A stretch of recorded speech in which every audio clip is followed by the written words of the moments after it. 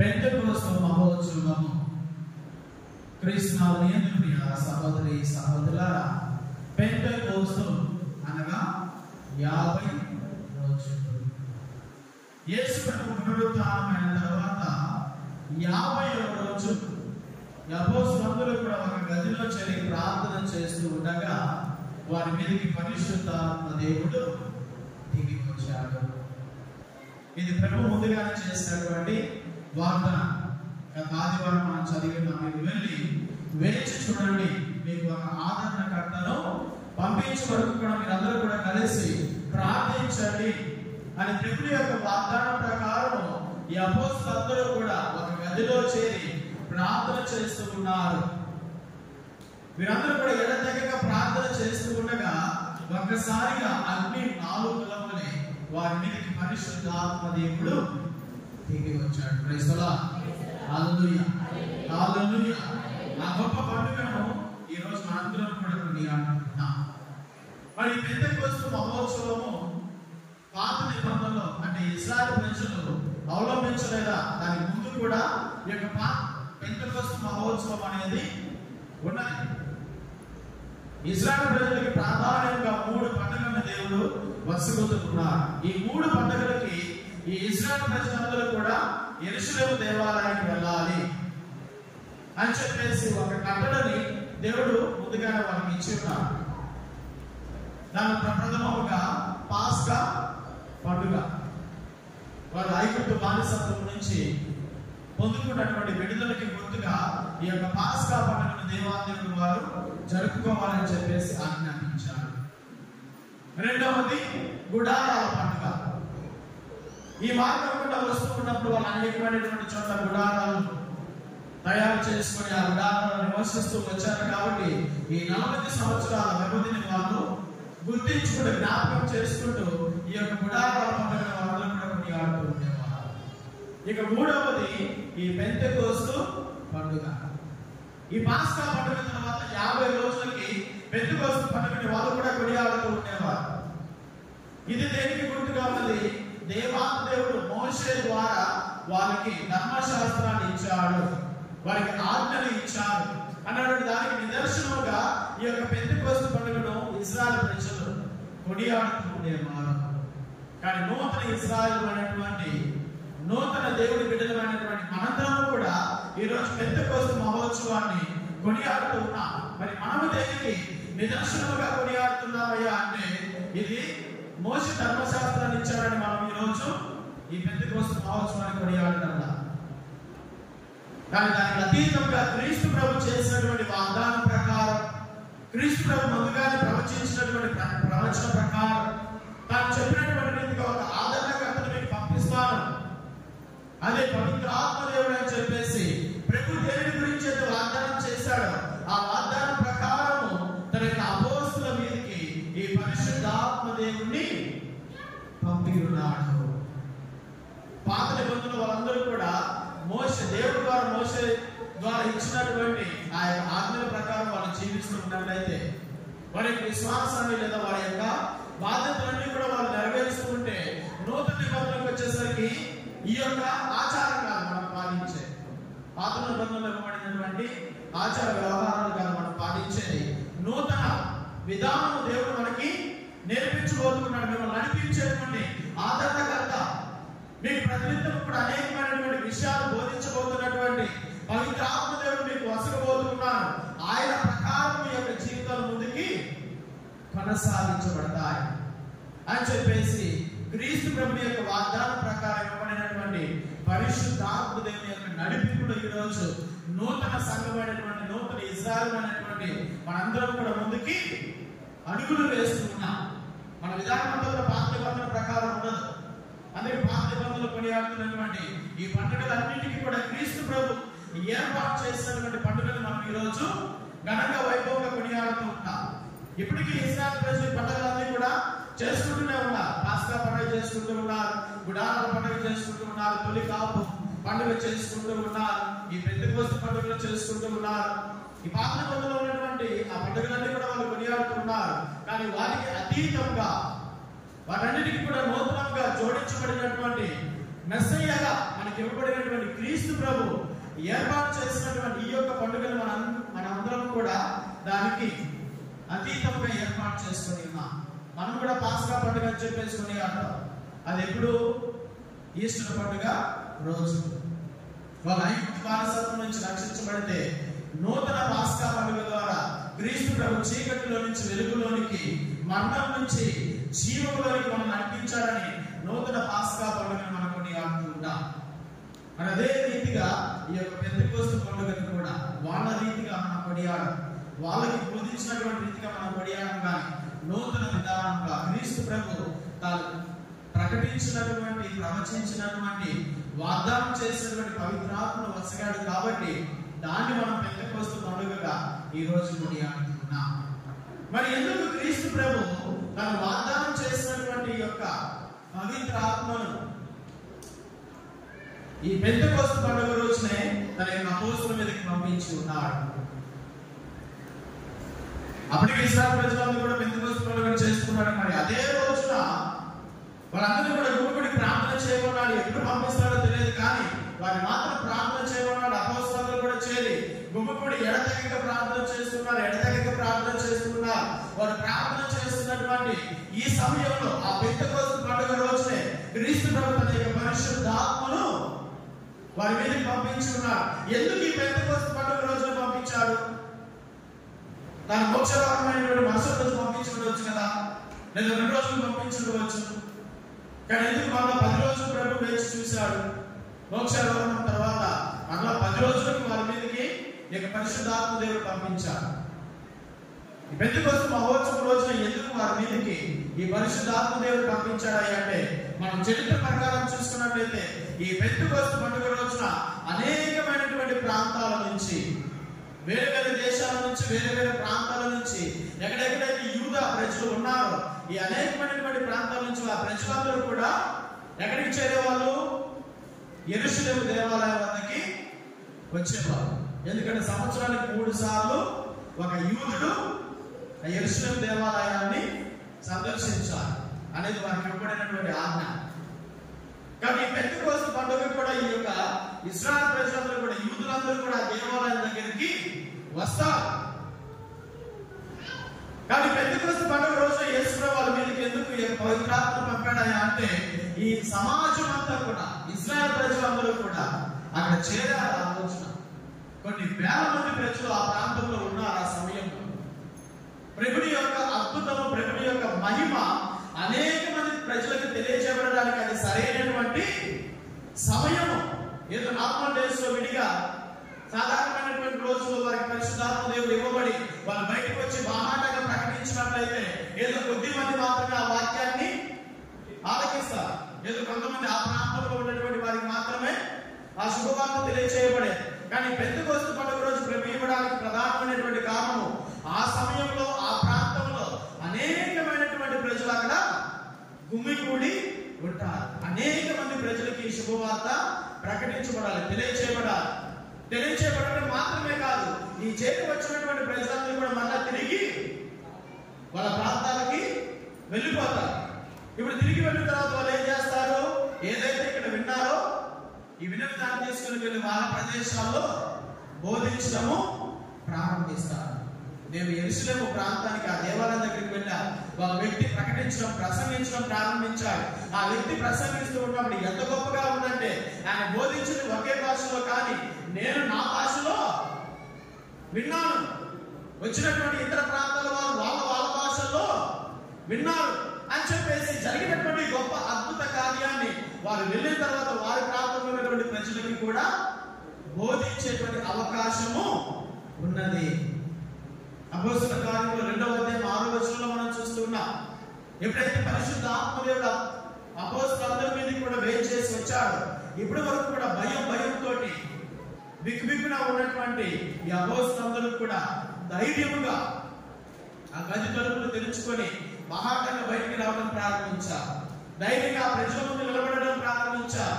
ఆ ధర్మశాస్త్ర బోధకులకి అక్కడ చేరినటువంటి రోమియా అధికారులకి వ్యతిరేకంగా ప్రకటించడం ప్రారంభించారు. సత్యాన్ని ప్రకటించడం ప్రారంభించారు. మీరు ఎవరినైతే హింసించారో, మీరు ఎవరినైతే పట్టణాలకు వచ్చారో, మీరు ఎవరినైతే సిలువ వేసి ఆ సిలువలో క్రూరంగా మరణించారో పని చేశారు. ఆయన తిరిగి లేచారు. ఇదిగో ఆయన గురించి మేము ప్రకటిస్తూ ఉన్నాం. ఆయన మేము చూసాం, ఆయన ఇంకా సజీవంగా ఉన్నాడు అని చెప్పేసి ఇప్పటి వరకు భయంతో ఉన్నటువంటి వీరందరూ కూడా వాళ్ళ గురించి, ప్రభు గురించి ప్రకటించడం ప్రారంభించారండి. ఆ పరిశుద్ధాత్మ దేవుని యొక్క శక్తి చేయించారు.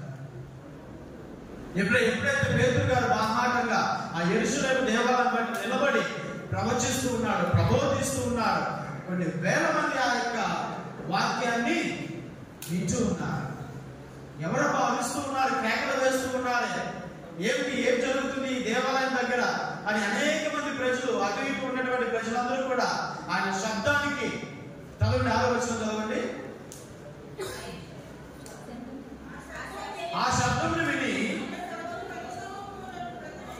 ప్రతి వ్యక్తి తమ సొంత భాషలలో వారు మాట్లాడుట విని కలవరపడింది. క్రైస్తవులా, పేతురు ప్రసంగించడం ప్రారంభించినప్పుడు ఆ శబ్దాన్ని విని అనేక మంది ఆయన గురుకుడారు. ఆయన చుట్టూ కూడా ఏమిటి ఈయన అరుస్తూ ఉన్నాడు, కేకలు పెడుతూ ఉన్నాడు, ఏం చెప్తూ ఉన్నాడు ఈయన అని చెప్పేసి అనేక మంది ప్రజలు ఆయన చుట్టూ గుమికూడినప్పుడు పేతురు గారు ప్రసంగించడం ప్రారంభించారు. యేసు ప్రభువు యొక్క జీవితంలో జరిగిన ప్రతి సంఘటన కూడా వాళ్ళకి వివరించడం ప్రారంభించారు.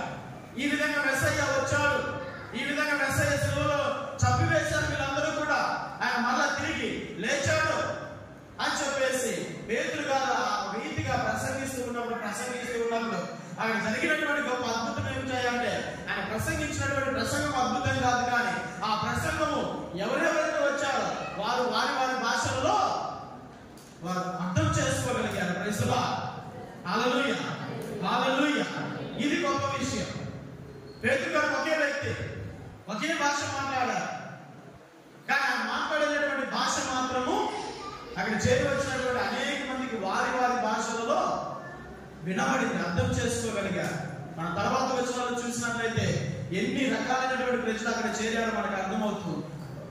డిఫరెంట్ ప్రాంతాల నుంచి వ్యక్తులు అక్కడికి వచ్చారు. వారు మాట్లాడేటువంటి భాష వేరు, కానీ వారు మాట్లాడినటువంటి ఆ ప్రసంగాన్ని వారి భాషలో వాళ్ళు అర్థం చేసుకోగలిగారు. ఇది అక్కడ జరిగినటువంటి గొప్ప విషయం. దేవుని బిడ్డలా, చాలా మంది అనుకుంటారు పవిత్రాత్మ ఇవ్వబడినప్పుడు అన్ని భాషల్లో మాట్లాడతారు, స్పీకింగ్ ఇన్ టంగ్స్ అని చెప్పేసి మన ఇంగ్లీష్ లో వింటూ ఉంటాం. భాషలో మాట్లాడమంటే మాట్లాడేటువంటి వ్యక్తి వేరే భాషలో మాట్లాడడం కాదు, మాట్లాడుతున్నటువంటి వ్యక్తి ఒకే భాషలో మాట్లాడుతున్నారు, కానీ ఆ వినబడేటువంటి భాష వారి మాటల్లో వారి భాషలో వినబడుతుంది. ఇప్పుడు నేను తెలుగులో మాట్లాడుతూ ఉన్నాను, ఇప్పుడు ఇక్కడ చేరి వచ్చినటువంటి వాళ్ళు తమిళలో ఉన్నారు, మలయాళంలో ఉన్నారు, లేకపోతే ఒరిస్సా వాళ్ళు ఉన్నారు, హిందీ వాళ్ళు ఉన్నారు, కన్నడ భాషకు వచ్చిన వాళ్ళు ఉన్నారు, ఇక్కడ వేరే రకాలకు చెందినటువంటి భాషల వాళ్ళు ఉన్నారు. ఇప్పుడు నేను తెలుగులో మాట్లాడుతూ ఉన్నప్పుడు నేను మాట్లాడుతున్నది ఒక భాష. నేను కన్నడ మాట్లాడడం, తమిళలో మాట్లాడలేదు, మలయాళం మాట్లాడడం లేదు, నేను మాట్లాడుతున్నది తెలుగు భాషలోనే. ఈ తెలుగు భాషలో మాట్లాడుతున్నప్పుడు ఇప్పుడు ఉన్నటువంటి అనేక మంది భాషల వాళ్ళలో తెలుగు వాళ్ళకి అర్థమవుతుంది, ఈ తెలుగు వారికి తెలుగులో ఏ విధంగా అర్థమవుతున్నదో తమిళ వాళ్ళకి కూడా తమిళంలో అదే రీతిగా అర్థమవుతున్నది, మలయాళంలో ఉన్న వారికి మలయాళంలో అర్థమవుతుంది, హిందీ వాళ్ళకి హిందీలో నేను మాట్లాడేటువంటి మాటలు అర్థమవుతున్నాయి. మాట్లాడుతుంది ఒక భాషే, నేను డిఫరెంట్ భాషలు మాట్లాడడం లేదు, నేను ఒకే భాష మాట్లాడుతున్నాను. కానీ పరిశుద్ధాత్మ యొక్క సహకారం ద్వారా ఆ మాట్లాడుతున్నటువంటి భాష చేయవచ్చినటువంటి ప్రజలకి వారి భాషలలో వినబడుతుంది. ఇది టంగ్స్ లో మాట్లాడడం, ఇది అన్య భాషలలో మాట్లాడడం. మాట్లాడేటువంటి భాష ఒకటే ఉంటుంది, కానీ వినేవారికి వారి భాషలలో వారి సొంత మాటలలో ఈ యొక్క ప్రసంగం అనేది వినబడుతుంది. అది అక్కడ జరిగినటువంటి గొప్ప అద్భుతం. దీన్ని చూసినప్పుడు వాళ్ళందరూ కూడా ఆశ్చర్యపోయారు. ఇక్కడ ఉన్న వాళ్ళు గలిలయులు కాదా వీళ్ళంతా కూడా? ఇదేమిటి ఈ వ్యక్తి గలిలయుడు తన భాషలో తాను మాట్లాడుతూ ఉంటే మనందరి భాషలు ఇవి మనకు అర్థమవుతూ ఉన్నాయే, నా సొంత భాషలో నాకు అర్థమవుతుంది, నీ సొంత భాషలో నీకు అర్థమవుతుంది, ఇది ఎలాగ సాధ్యం అని చెప్పేసి వాళ్ళందరూ కూడా విస్తుపోయారు, వాళ్ళందరూ కూడా ఆశ్చర్యపోయారు. అక్కడ జరిగినటువంటి గొప్ప అద్భుతం అదే. ఆ సమయంలో పేతురు గారు ఏ కుంటివాడిని స్వస్థపరచలేదు, ఏ గుడ్డివాడిని స్వస్థపరచలేదు, ఏ నాలుగు లేని వారిని స్వస్థపరచలేదు, ఎవరిని కూడా అక్కడ స్వస్థత చేసిన మన పరిశుద్ధ వాక్యం చదవడం లేదు. అక్కడ జరిగినటువంటి ఒకే ఒక అద్భుతము తాను బోధించిన చెప్పినటువంటి మాటలు వారి వారి భాషలో వారికి అర్థమయ్యాయి. ఈ గొప్ప అద్భుతాన్ని వాళ్ళు అర్థం చేసుకోగలిగారు. ఈ సత్యాన్ని వాళ్ళు గ్రహించగలిగారు. ఎప్పుడైతే వాళ్ళు ఆశ్చర్యపోయారో, విస్మయం పొందారో, వాళ్ళు కొద్దిగా విశ్వాసము ప్రారంభమైంది. ఇది నిజంగా దేవుని యొక్క మహిమ. ఇదేదో తాను చేస్తున్నటువంటి మహిమ కాదు. ఇది ఖచ్చితంగా దేవుడు చేస్తున్నటువంటి మహిమ. ఇది ఖచ్చితంగా దేవుడి కార్యము. ఆయన ప్రకటిస్తున్నటువంటి మాటలు ఖచ్చితంగా దేవుడి మాటలు అనేటువంటి సత్యాన్ని అక్కడ చేరినటువంటి అనేక మంది ప్రజలు విశ్వసించారు. విశ్వసించారు కాబట్టి ఆ సమయంలో ఎంతమంది సంఘంలోనికి చేర్చబడ్డారు? ఆ ప్రసంగం తర్వాత రమారమి 3,000 మంది. ఎంతమంది అండి? పేతురు గారు ప్రసంగించిన తర్వాత రమారమి 3,000 మంది ఆ రోజున ఆ సంఘంలోనికి చేర్చబడ్డారు. Praise the Lord. Hallelujah, hallelujah. వేరే వేరే ప్రాంతాల నుంచి వచ్చినటువంటి వారు, వేరే వేరే భాషల నుంచి వచ్చినటువంటి వారు, వేరే వేరే తెగలకు చెందినటువంటి వారు, వేరే వేరే వాతావరణానికి చెందినటువంటి వారు, వీరందరూ కూడా పేతురు గారి యొక్క ప్రసంగాన్ని ఆలకించి ఇది నిజంగా దేవుని యొక్క వాక్యమే, మనతో మాట్లాడుతున్నది స్వయముగా దేవుని యొక్క స్వరమే అని చెప్పేసి వాళ్ళందరూ కూడా గ్రహించగలిగారు. గ్రహించడం మాత్రమే కాదు, ఆ విశ్వాసంలోనికి అడుగు పెట్టారు. ఆ రోజున 3,000 మంది జ్ఞానస్నానం పొందారు. అపోస్తుల యొక్క పరిచర్యలో వాళ్ళు భాగస్థులయ్యారు. రొట్టె విరుచుడయ్యందు, ప్రార్థించుడయ్యందు వాళ్ళందరూ కూడా అపోస్తులతో పాటు కలిసిపోయారు. కానీ ఈ రకంగా 3,000 మంది ఒకే రోజున సంఘంలోకి చేర్చబడ్డారు. కాబట్టి ఈ రోజు మనందరం కూడా శ్రీ సభ యొక్క ఆవిర్భావాన్ని కూడా కొనియాడుతున్నాం. శ్రీ సభ యొక్క పుట్టినరోజు. ప్రతి దానికి ఒక ఆరంభం అనేది ఉంటుంది. లోకంలో సృష్టించబడినటువంటి ప్రతిదీ కూడా ఒక ప్రారంభం అనేది ఉంటుంది. అదే రీతిగా తల్లి అయిన శ్రీ సభ కూడా ఒక రోజు ప్రారంభమైంది. అదే పెంతెకోస్తు పండుగ రోజు. మరి పెంతెకోస్తు పండుగ రోజు వరకు కూడా శ్రీ సభ అనేది లేదా, దేవుడి యొక్క సంఘం అనేది లేదా అని చెప్పేసి మనం ఆలోచన చేసినట్లయితే ఇది ఆదిలోనే దేవుడి యొక్క తలంపులలో ఉన్నది. దేవుడి యొక్క ఆలోచనలో ఈ యొక్క శ్రీ సభ అనేది ఉన్నది. కానీ దేవుడి యొక్క తలంపులలో ఉన్నటువంటి శ్రీ సభ, దేవుడి యొక్క తలంపుల్లో ఉన్నటువంటి ఈ యొక్క సంఘము భౌతికంగా మనకి భూమి మీద కనిపించడము ప్రారంభమైంది. సంఘము అంటే ఏమిటి? ఏదో 4 గోడలు కట్టేసి ఎత్తైన గోపురాలు లేపేసి నిలబెట్టినటువంటి చర్చి కట్టడం కాదు.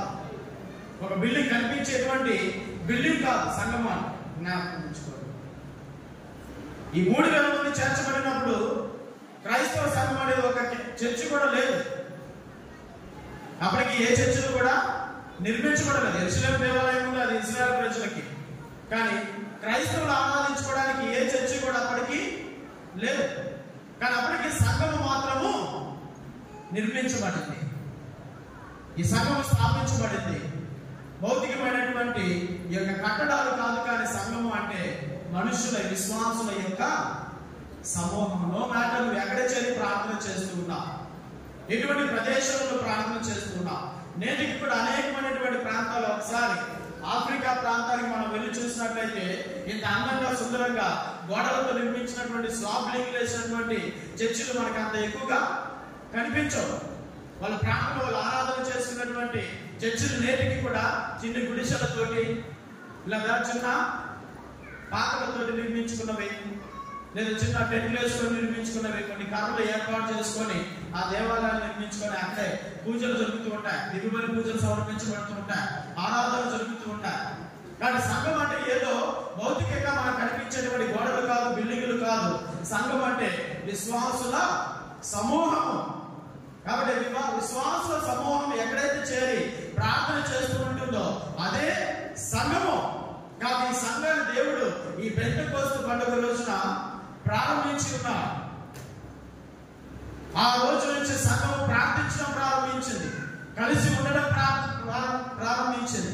అనేక మంది ఈ సంఘంలోనికి చేరడం ప్రారంభించారు, దేవుని విశ్వసించడం ప్రారంభించారు, జ్ఞాన స్నానాలు పొందుకోవడం ప్రారంభించారు. కాబట్టి ఈ పెంతెకోస్తు పండుగ రోజున మనము తల్లి అయిన శ్రీ సభ జన్మదినోత్సవంగా కొనియాడుతున్నాం. క్యాథలిక్ చర్చ్ విశ్వ శ్రీ సభ స్థాపించబడినటువంటి రోజు, ప్రారంభించబడినటువంటి రోజు, పుట్టిన రోజు. ఎందుకు క్యాథలిక్ చర్చ్ అని చెప్పేసి క్యాథలిక్ సంఘమే ప్రారంభం నుంచి మనకి ఉన్నటువంటి సంఘం, దేవుడు ఏర్పాటు చేస్తున్నటువంటి సంఘం, దేవుడు నడిపిస్తున్నటువంటి సంఘం. నేడు మనం చూసినట్లయితే ఈ కథోలిక సంఘం, ఈ విశ్వాస సంఘం దీన్ని మించినటువంటి ఒక అద్వితీయమైనటువంటి స్ట్రక్చర్ కలిగినటువంటి ఏ సంఘం కూడా మనకి ప్రపంచంలో కనపడదండి.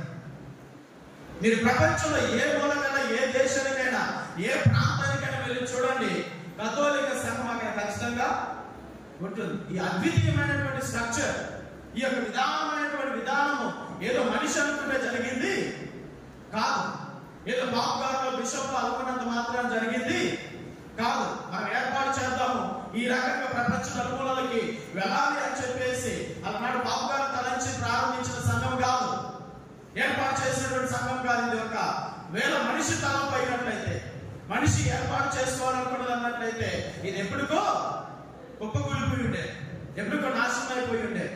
కానీ ఇది దేవుడి ఏర్పాటు, దేవుడు స్థాపించాలనుకున్నాడు, దేవుడు ఏర్పాటు చేయాలనుకున్నాడు. కాబట్టి ఈ యొక్క సంఘం ఈ లోకంలో తాను ఏర్పాటు చేసుకున్నాడు.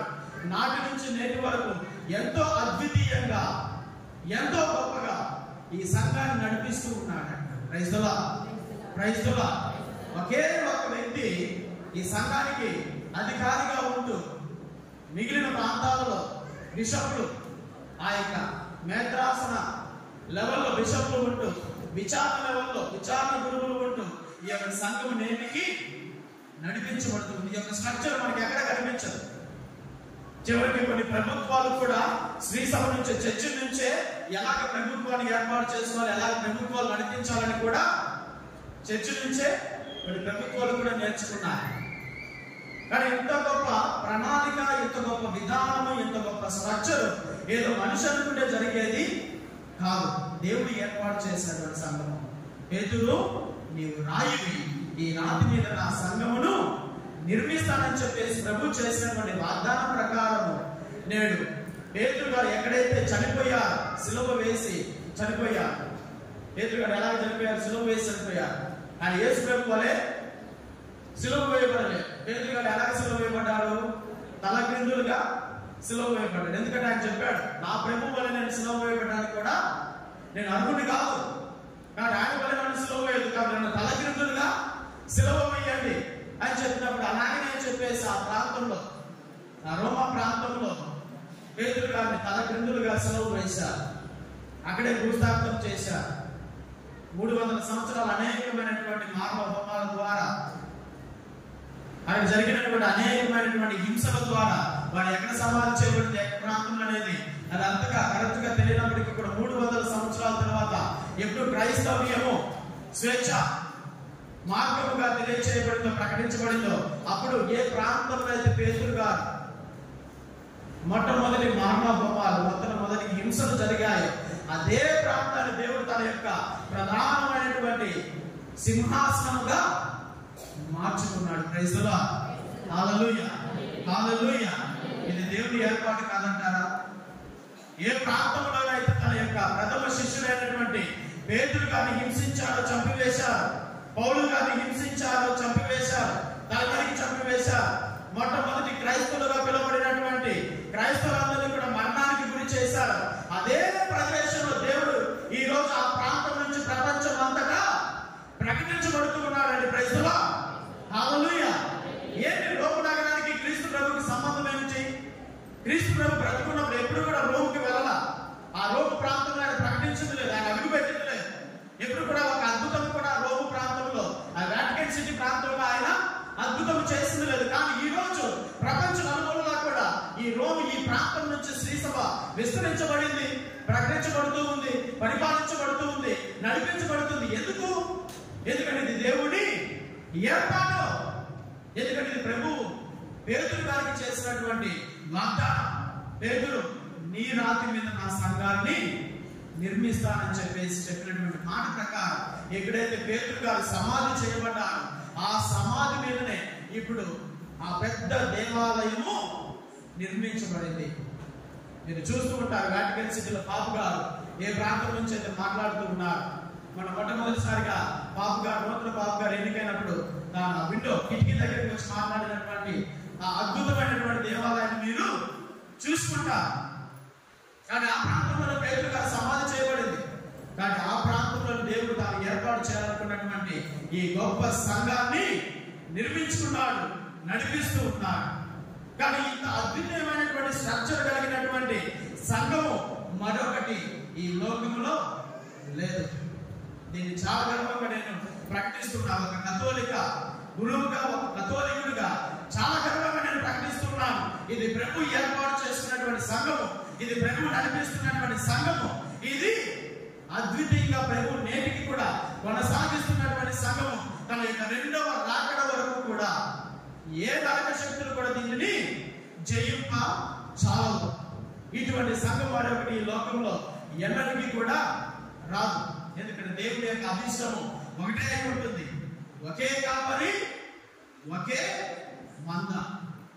మీరు ఎక్కడికైనా వెళ్ళి చూడండి, కథోలిక సంఘంలో ఈ రోజు ఇక్కడ ఏ పట్టణాలు అయితే చదవబడ్డాయో, మీరు ఏ ప్రాంతానికి వెళ్ళి ఏ చర్చిలో చూసినా అదే పట్టణాలు చదవబడ్డాయి. ఇక్కడ ఈ రోజు మనం పెంతెకోస్తు పండుగ జరుపుకుంటూ ఉన్నాం. నువ్వు అమెరికా వెళ్ళి చర్చిలో ప్రవేశించిన అక్కడ కూడా పెంతెకోస్తు మహోత్సవం, నువ్వు ఆఫ్రికా వెళ్ళి చూసినా అక్కడ కూడా పెంతెకోస్తు మహోత్సవం, నువ్వు ఇటలీకి వెళ్ళి చూసినా అక్కడ పెంతెకోస్తు మహోత్సవం, జర్మనీకి వెళ్ళి చూసినా అక్కడ పెంతెకోస్తు మహోత్సవమే.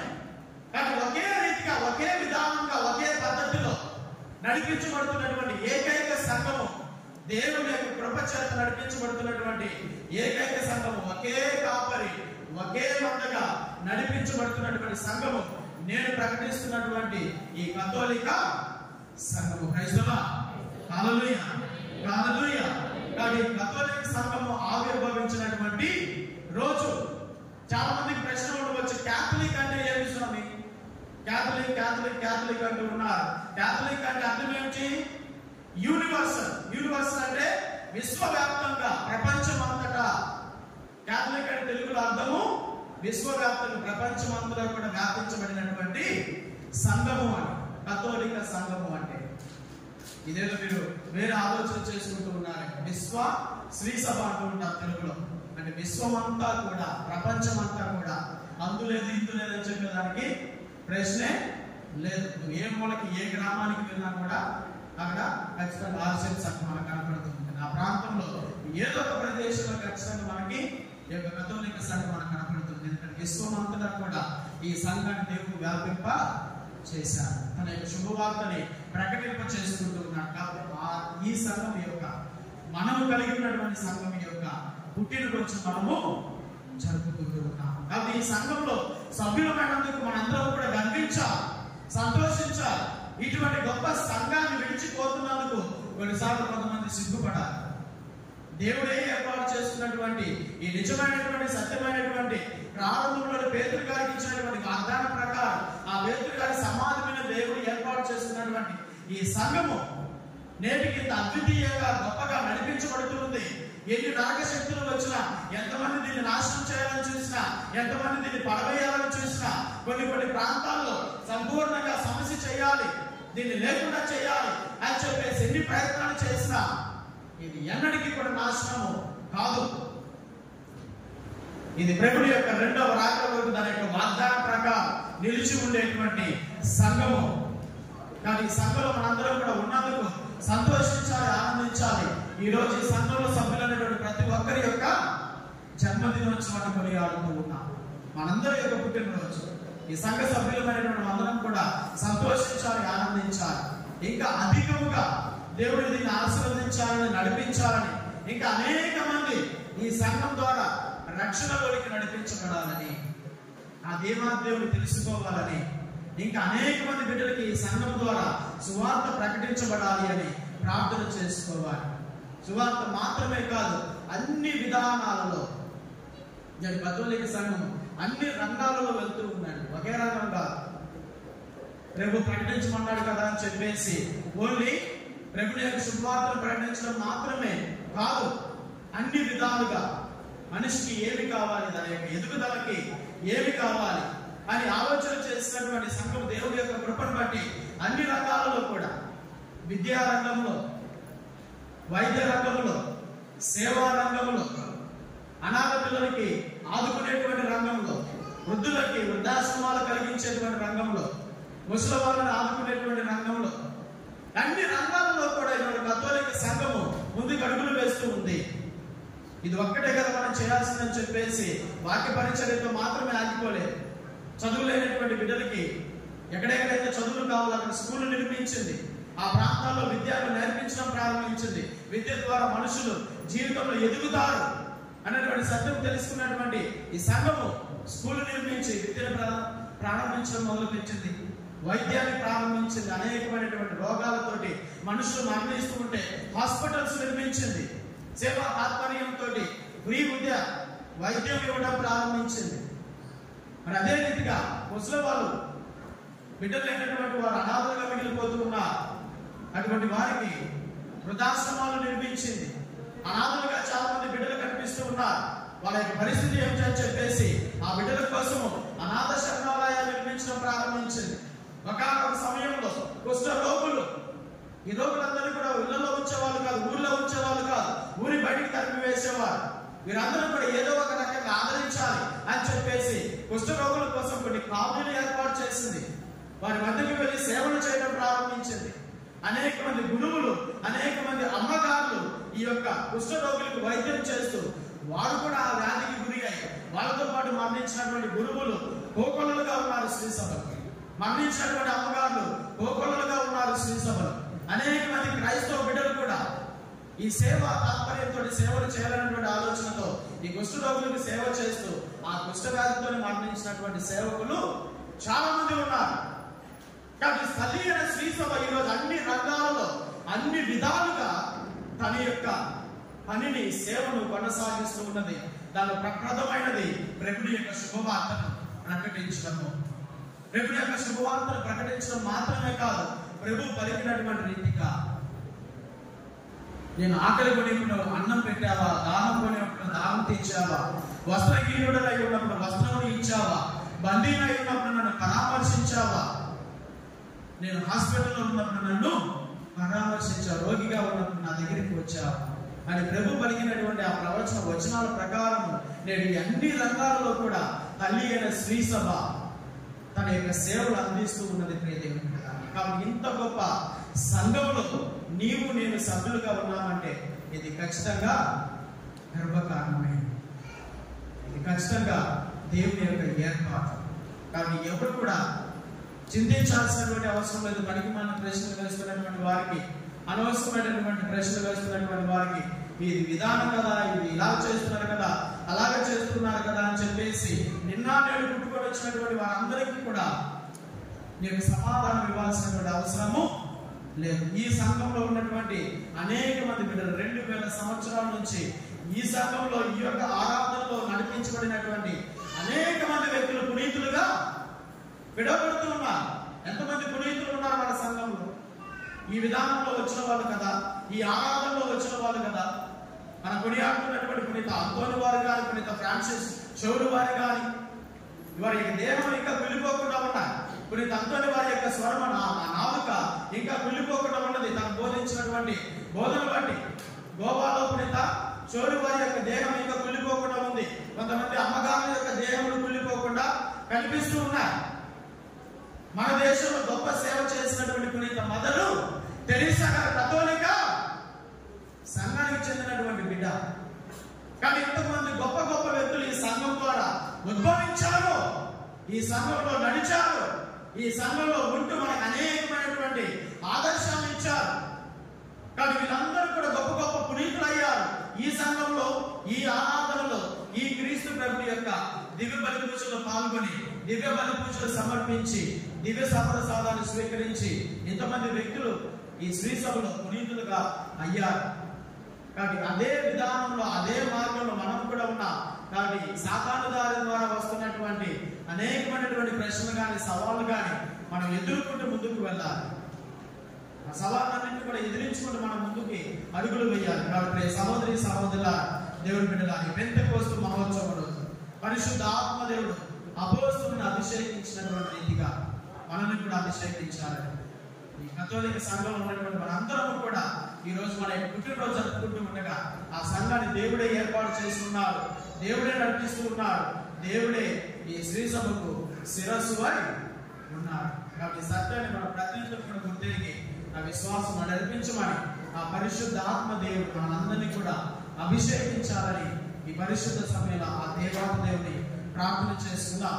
అందరూ కూడా లేచి నిలబడి అపోస్తుల వలె ఆ గదిలో చేరి ప్రార్థన చేసే వారి వల్ల ప్రార్థన చేస్తూ మనము కూడా ఆ పరిశుద్ధ ఆత్మదేవుని యొక్క అభిషేకాన్ని మన మీదకి పొందుకుందాం.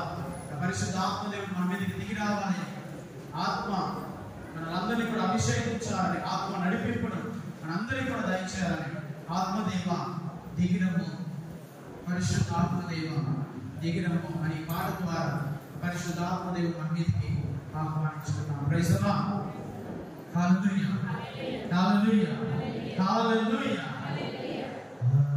ఆత్మదేవా దిగిరము, పరిశుద్ధాత్మదేవా దిగిరము. ఆత్మదేవా దిగిరము, పరిశుద్ధాత్మదేవా దిగిరము. మా ఆత్మీయ కన్నులను తెరువయ, దిగినాను శక్తి వసరుమయ. మా ఆత్మీయ కన్నులను తెరువయ, దిగినాను శక్తి వసరుమయ. ఆత్మదేవా దిగిరము, పరిశుద్ధాత్మదేవా దిగిరము. ఆత్మదేవా దిగిరము, పరిశుద్ధాత్మదేవా దిగిరము. స్తోత్రదేవా. ఆదరణకర్తగా ఈ లోకానికి వచ్చిన ఆత్మదేవా, ఆదరణకర్తగా ఈ లోకానికి వచ్చిన ఆత్మదేవా దిగిరము, మాపై దిగిరము, దిగిరము, మాపై దిగిరము. ఈ వరములతో దీవించుటకు, ఈ వరములతో మాకు దీవించుటకు, ఈ వరములతో దీవించుటకు, ఈ వరములతో మాకు దీవించుటకు. దిగిరము, దిగిరము, మాపై దిగిరము, దిగిరము, మాపై దిగిరము. పరిశుద్ధాత్మదేవా దిగిరము, పరిశుద్ధాత్మదేవా దిగిరము.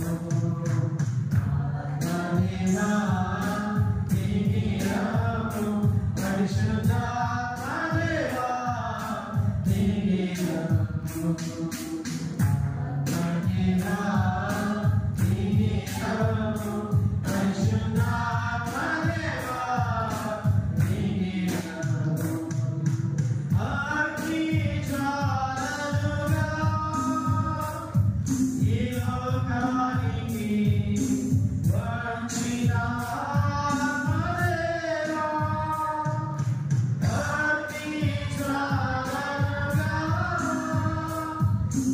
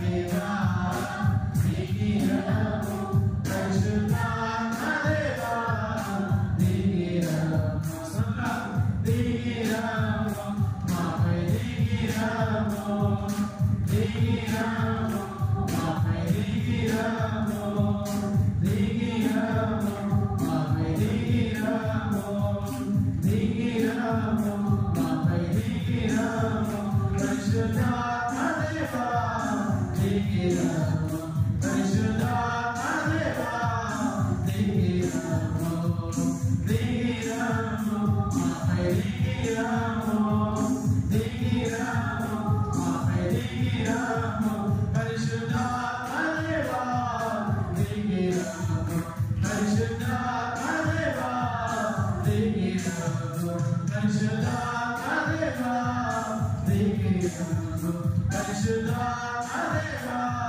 నీకి ఘనము పరిశుద్ధాత్మ దేవా నీకి ఘనము నీకి ఘనము మాపై నీకి ఘనము నీకి ఘనము మాపై నీకి ఘనము స్తోత్రం దేవా నీ యొక్క ఆత్మాభిషేకం ప్రకటించిన సాధించిన నీ యొక్క ఆత్మను అభిషేకించిన దేవా అపోస్తులను అభిషేకించిన రీతిగా ఈ బిడ్డను అభిషేకించిన దేవా నీ యొక్క ఆత్మను అగ్ని నాలుకలో ఉన్నాయి ఈ బిడ్డను విశ్వాసించిన దేవా ఈ పరిశుద్ధాత్మ అభిషేకం ద్వారా ధైర్యంతో నీ యొక్క వాక్యము ప్రకటించే బిడ్డలుగా మమ్మల్ని మార్చమని ప్రార్థన చేస్తున్నాం నీ యొక్క ఆత్మను నడిపించడం దయచేయి నీ యొక్క ఆత్మ బలమును దయచేయి నీ యొక్క ఆత్మ ధైర్యము దయచేయి నీ శుభవార్తను ప్రకటించే ధైర్యం అందరికీ కూడా ప్రసాదించమని ఆత్మీయ బలములతో ఆత్మ బలములతో ఆత్మ బలములతో ప్రభువా మమ్మల్ని అభిషేకించు నిత్యం మిమ్మల్ని స్తుతించే బిడ్డగా నిత్యం మిమ్మల్ని ఆరాధించే బిడ్డగా నిత్యం మిమ్మల్ని మహిమపరిచే బిడ్డగా ప్రభువా మమ్మల్ని తయారు చేయమని